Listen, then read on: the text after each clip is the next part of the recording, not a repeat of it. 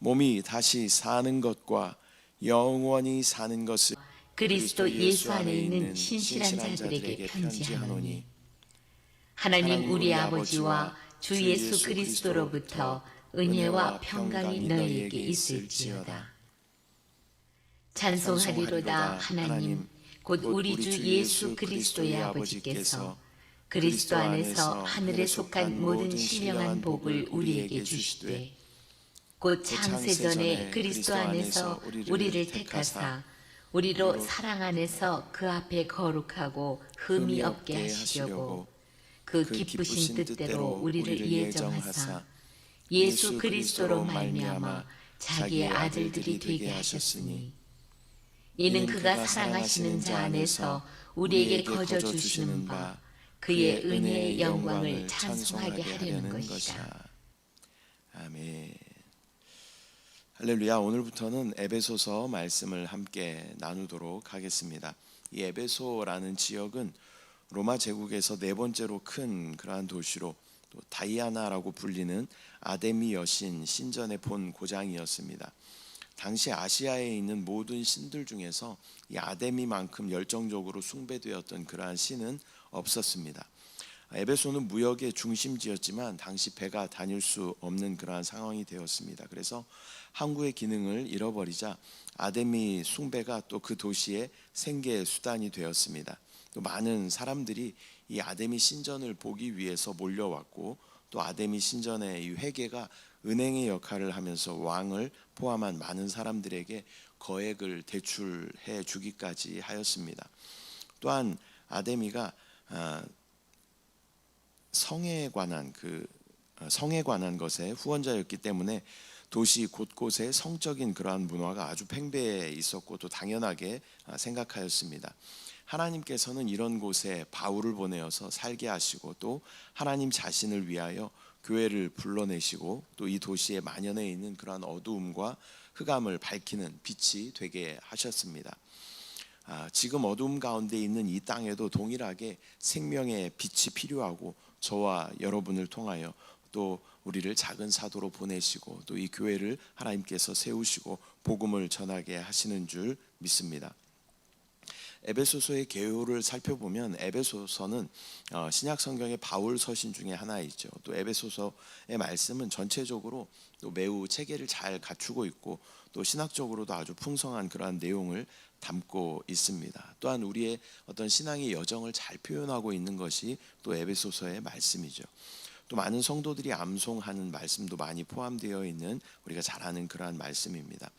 저자로는 우리가 알고 있듯이 사도 바울이 기록하였고 또 편지의 수신자는 에베소 교회 성도들과 또 그 인근 지역에 있는 교회들까지도 포함하는 것입니다. 사도 바울은 이 서신을 주후 60년경에 로마 감옥에서 기록하였습니다. 에베소서의 주요 주제는 교회와 그리스도인의 정체성은 무엇인가, 또한 그리스도인은 어떠한 삶을 살아야 하는가에 대해서 말씀하고 있는 것입니다. 에베소서 핵심 메시지를 한번 살펴보면요, 첫 번째는 그리스도 안에서 성도의 정체성이 무엇인가에 대하여 우리 가운데 말씀하여 줍니다.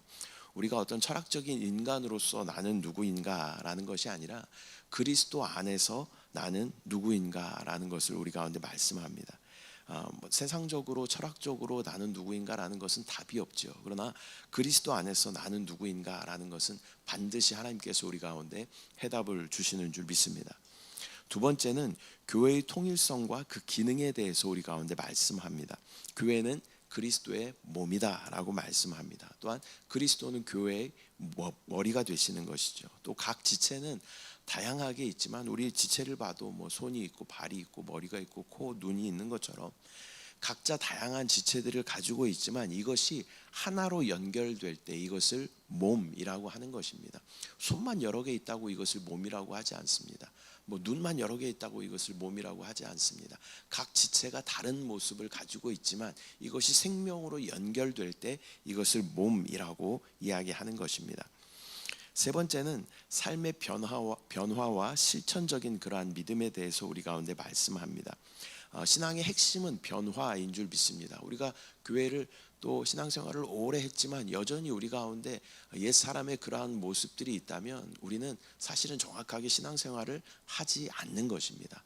우리의 신앙생활에는 반드시 변화가 있어야 되는 것입니다. 왜냐하면 우리의 요소들은 계속 빠져나가고 예수 그리스도의 요소들로 계속 채워지는 것이 신앙생활이기 때문입니다. 저와 여러분들의 삶 가운데 예수 그리스도로 말미암아 변화된 우리의 모습이 있기를 축복합니다. 네 번째는 영적 전쟁에 대해서 말씀합니다. 그리스도인은 이 보이지 않는 사탄과의 이 영적 전쟁 가운데 있는 것이죠. 이를 위해서 우리가 전신갑주를 입어야 한다라는 것을 말씀하는 것이 이 에베소서의 큰 주요 주제인 것입니다.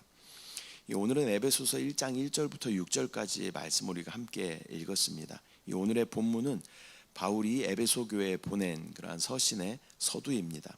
여기서 바울은 예수 그리스도 안에서 하나님께서 베푸신 그러한 놀라운 은혜의 출발점이 바로 택하심이다라고 선포하고 있습니다. 저와 여러분을 하나님께서 택하셨다라는 것을 우리는 반드시 기억해야 하는 줄 믿습니다. 우리의 신앙 여정은 우리가 하나님을 택한 것이 아니라 하나님께서 우리를 사랑하시고 또 먼저 택하신 은혜에서 출발하는 줄 믿습니다.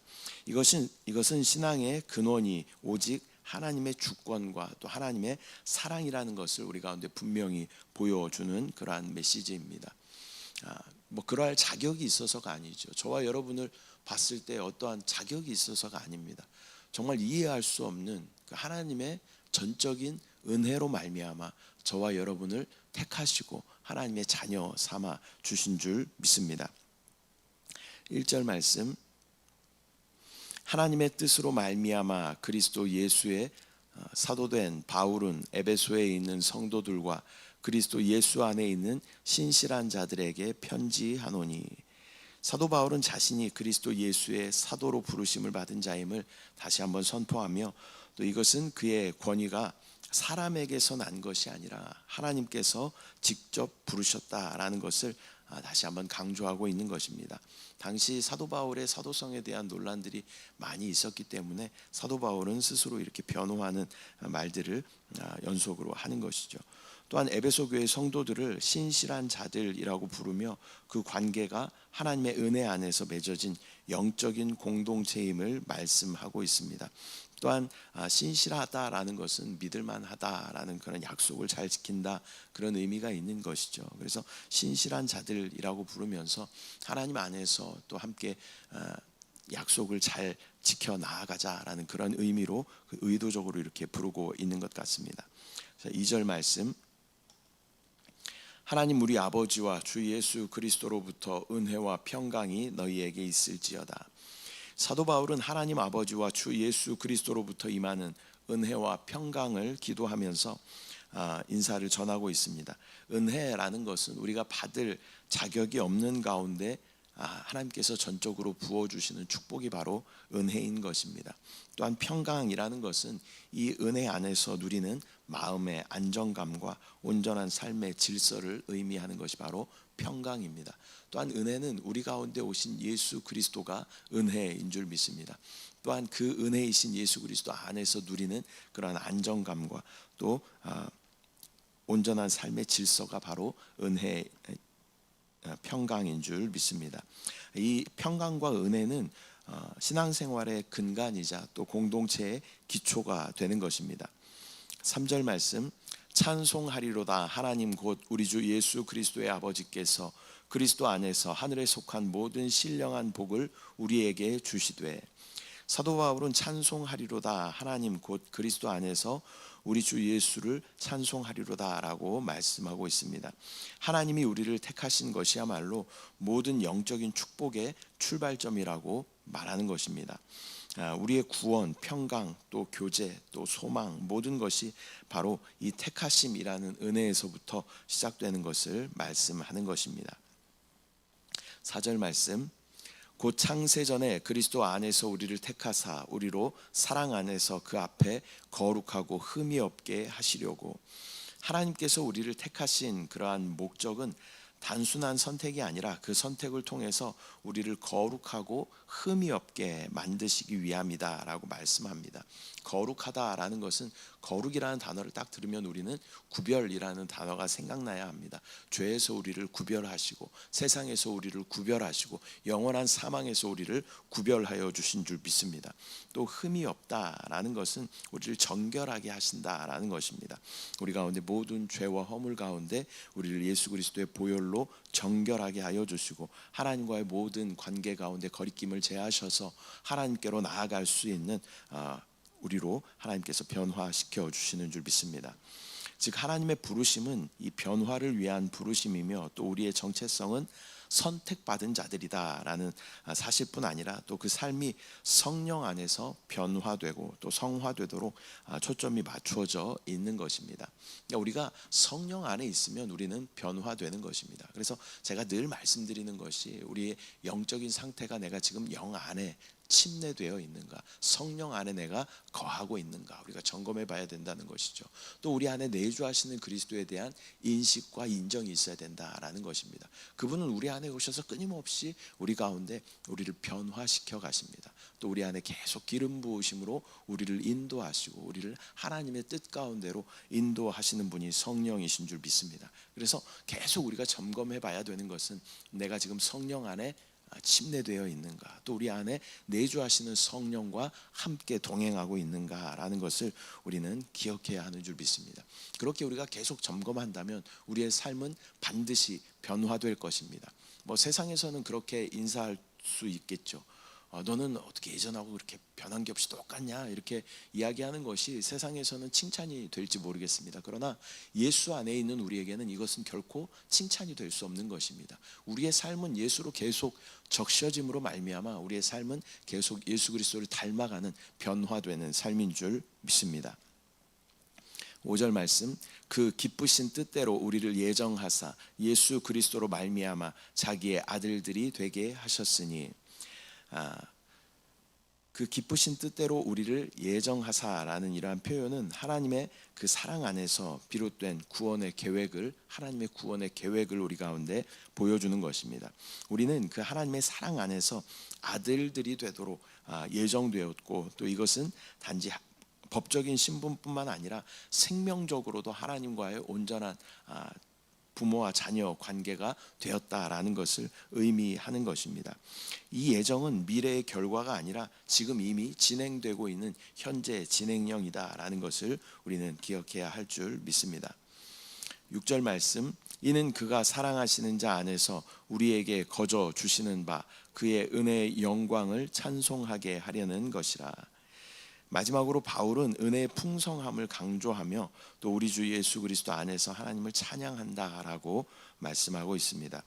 우리의 은혜는 끝이 없고 또 넘치는 풍성함이 있으며 또 그 모든 것이 예수 그리스도 안에서 이미 완성되었다라는 것을 우리는 기억해야 합니다. 또 이 은혜를 통하여 하나님께 감사하고 또 하나님을 찬양하는 것이 우리 신앙생활의 처음이자 마무리가 되어야 하는 것입니다. 구원받은 그 순간부터 주님의 은혜임을 고백하고 또 우리가 숨을 거두는 그 순간까지 나의 모든 삶은 하나님의 은혜로 이루어진 것입니다 라는 그러한 믿음의 고백과 찬양이 우리 가운데 있어야 할 줄 믿습니다. 우리의 전 인생은 하나님께서 주관하시는 그러한 인생입니다. 이 복음 안에 들어온 이상 우리의 모든 것은 하나님의 손 안에 있는 것입니다. 저와 여러분이 인생을 살아가면서 모든 것이 하나님의 은혜이다라고 고백할 수밖에 없는 그러한 삶을 살게 되는 것이죠.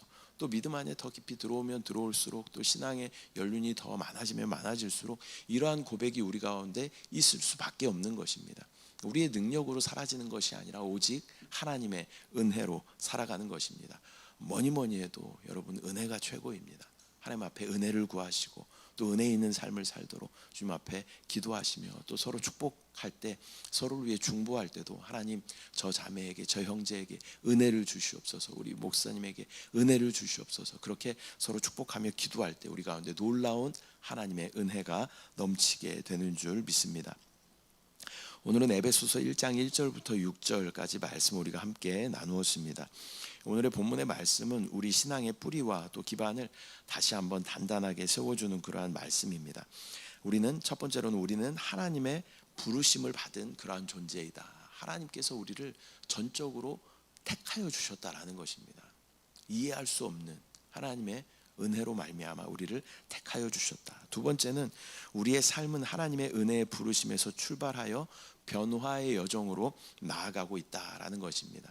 저와 여러분의 삶이 예수 그리스도 안에, 성령 안에 우리가 온전히 잠김으로 말미암아, 그분으로 계속 적셔짐으로 말미암아 우리는 예수 그리스도의 형상으로 변화되어 가야 하는 줄 믿습니다.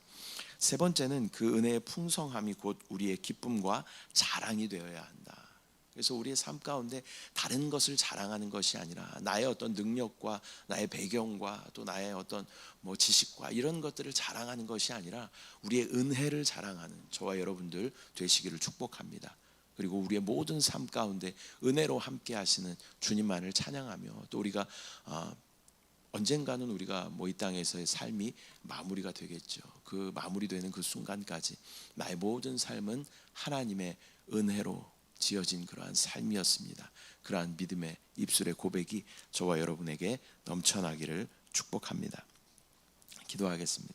사랑의 주님, 은혜와 사랑을 감사드립니다. 오늘 에베소서 말씀을 시작하며 또 우리 가운데 하나님의 전적인 은혜로 우리를 택하시고 부르셨다는 그 감격 가운데 오늘도 기뻐하며 감사하며 주님을 찬양하게 하시고 또 우리의 모든 삶의 여정은 예수 그리스도 안에, 성령 안에 우리가 온전히 잠김으로 그분으로 적셔져 우리 변화된 삶이 예수 그리스도를 닮아가는 삶이 될 수 있도록 주여 우리 가운데 역사하여 주시옵소서. 아버지, 또한 우리의 삶의 모든 자랑은 오직 하나님께서 우리 가운데 함께 하셨다라는 그 은혜만을 자랑할 수 있도록 주여 인도하여 주시고, 또 우리가 숨을 거두는 그때에 우리의 모든 삶은 하나님의 은혜로 지어지는 삶이었다라고 그렇게 고백할 수 있도록 주여 역사하여 주시옵소서. 오늘도 하나님의 은혜를 구하며 또 우리 모든 성도들의 은혜를 우리가 구하며 함께 중보할 때 하나님의 놀라운 은혜가 우리 가운데 넘치도록 부어지는 귀한 하루됨을 믿습니다. 또 응답하실 주님을 기대합니다. 소망합니다. 주님을 찬양합니다. 주님을 사랑합니다. 감사드리고 예수님의 이름으로 기도드립니다. 아멘.